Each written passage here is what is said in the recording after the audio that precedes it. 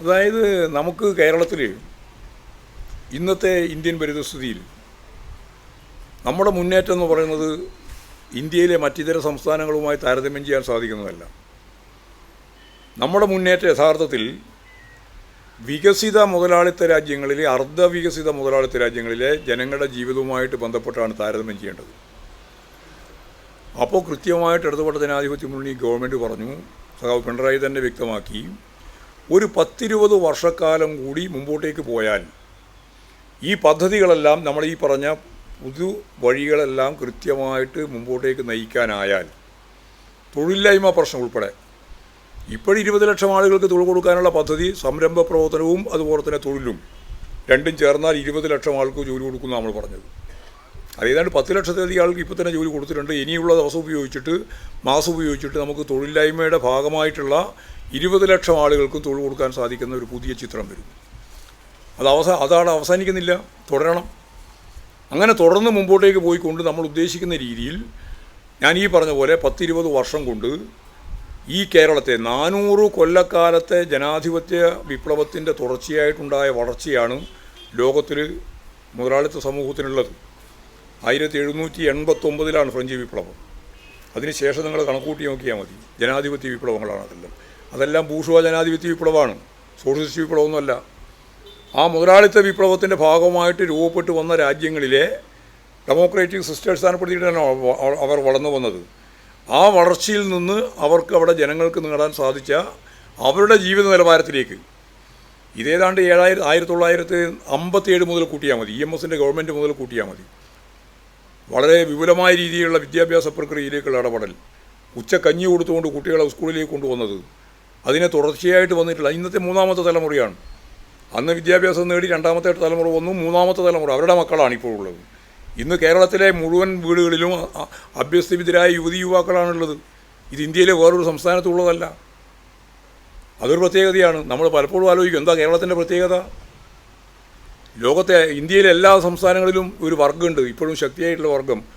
EMS പറഞ്ഞ ജാതി ജന്മിനാടുവാഴി വ്യവസ്ഥ. ഇവിടെ ഒരു വർഗ്ഗം ഇപ്പോൾ ഇല്ല കേരളത്തിൽ. ആ വർഗ്ഗം ഇല്ലാതായത് വെറുതെ ഇല്ലാതായതല്ല, അതാണ് ജന്മിത്വം. ജന്മി വർഗ്ഗം ഇല്ല ഇവിടെ. ഭൂപ്രഭുത്വത്തിൻ്റെ ചില ഭാഗങ്ങളുണ്ട് എന്നുള്ളത് ശരിയാണ്, ജന്മിത്വം ഇല്ല.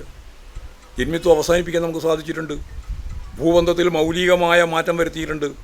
നിയമപരമായിട്ടും അതുപോലെ തന്നെ അതിശക്തിയായ പോരാട്ടങ്ങളിലൂടെയും നമുക്ക് വലിയ മാറ്റങ്ങൾ ഉണ്ടാക്കാൻ കേരളത്തിൽ സാധിച്ചിട്ടുണ്ട്. അങ്ങനെ 5 സെൻറ്റ് മുതൽ 15 ഏക്കർ വരെ ഭൂമി ഈ കേരളത്തിലെ 36 ലക്ഷം കുടുംബങ്ങൾക്ക് നേടിയെടുക്കാൻ 1969-70 ഞാൻ നേരത്തെ പറഞ്ഞ പാർലമെൻ്ററി പ്രവർത്തനത്തിലൂടെയും അല്ലാതെ ശക്തിയായ സമരത്തിൻ്റെയും ഭാഗമായിട്ട് നമുക്ക് നേടാൻ സാധിച്ചിട്ടുണ്ട്. അത് നമ്മൾ കാണേണ്ടതാണ്.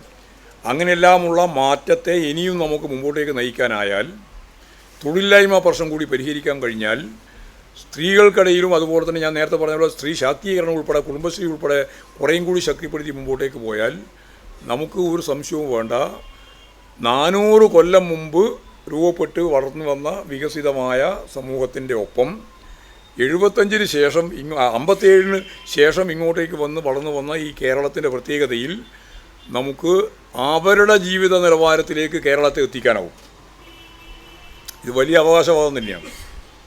അതായത് വികസിത രാജ്യങ്ങളിലെ ജനങ്ങളുടെ ജീവിത നിലവാരത്തിലേക്ക് കേരളത്തിലെ ജനങ്ങളുടെ ജീവിത നിലവാരം ഉയർത്തുക എന്ന പ്രക്രിയയാണ് ഇടതുപക്ഷ ജനാധിപത്യ മുന്നണി ഗവൺമെൻറ്റും പാർട്ടിയും ഉദ്ദേശിക്കുന്നത്. അപ്പോൾ ഇത് വെച്ചുകൊണ്ട് കേരളത്തിലെ ഇന്നത്തെ 2ാം ടേം ഗവൺമെൻറ്റാണ്.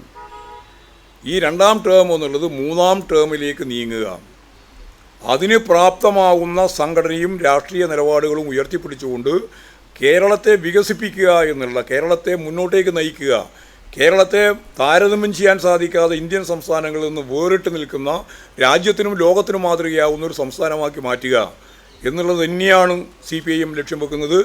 അതിന് പാർട്ടിയെ പ്രാപ്തമാക്കുന്ന ഒരു നാഴികക്കല്ലായിരിക്കും 24ാം പാർട്ടി കോൺഗ്രസിൻ്റെ ഭാഗമായിട്ടുള്ള ഞാൻ നേരത്തെ പറഞ്ഞ ഈ സംസ്ഥാന സമ്മേളനം, കൊല്ലം സമ്മേളനം ചരിത്രത്തിലെ ഏറ്റവും പ്രധാനപ്പെട്ട ഒരു നാഴികക്കല്ലായിട്ട് മാറും. ആ രീതിയിലാണ് ഞങ്ങളതിനെ കാണുന്നത്. അതാണ് അത് സംബന്ധിച്ച് പറയാനുള്ള കാര്യം.